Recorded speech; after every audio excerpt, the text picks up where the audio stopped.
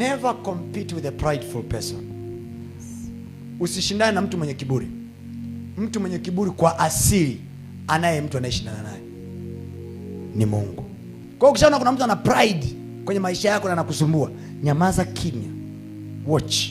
Kuna line imechorwa pale mbele na Mungu. Na Mungu alivyo, huwa akitaka kupiga anguko kubwa, hakupigi ukiwa bado mchanga, anakusogeza kwenye ukubwa. Unajua nikikunyanyua juu sana, alafu nikakuangusha, anguko lako linakuwa kubwa zaidi kuliko kaangukia ukiwa hapa chini. So watu wanaokuumiza, watu wanaokukwaza, unaweza kuona mbona unanyanyuka, mbona azidi kunyanyuka? Tulia. Anawasogeza juu ili akiwashusha kila mtu mjini asikie. God can wait for you in 10 years, anakuita tu namna hii. Njoo. Kwa sababu tatizo la kiburi sio tatizo la nje, kiburi ni cha moyoni, kiko ndani. Na hamna mtu mwenye kiburi anayeamini anacho.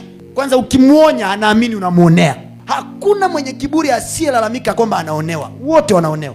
Na siku zote atatafuta makosa ya anayemkosoa. Yaani wewe ukienda kumuonya mwenye kiburi, kwanza atakuangalia.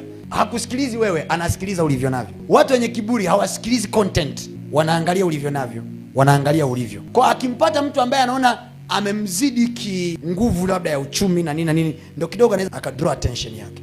Ndio maana mahali pengine ukienda kuhubiri, wanataka kujua kwanza elimu yako ni wapi. Wewe ni nani? Umesoma paka wapi?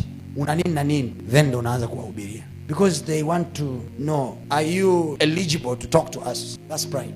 Mtu mwenye pride anataka wewe ujue kwamba wewe unaniambia nini wewe mama? Unaendesha gari aina gani?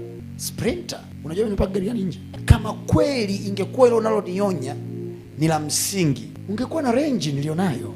You see, kwa sababu unanipa ushauri mzuri, unajua Kwa hiyo ushauri wako ungeutumia wewe ili usiwe na sprinter, uwe na range. That's how pride is. Kiburi kinakuhukumu wewe kutokana na yale ulionayo.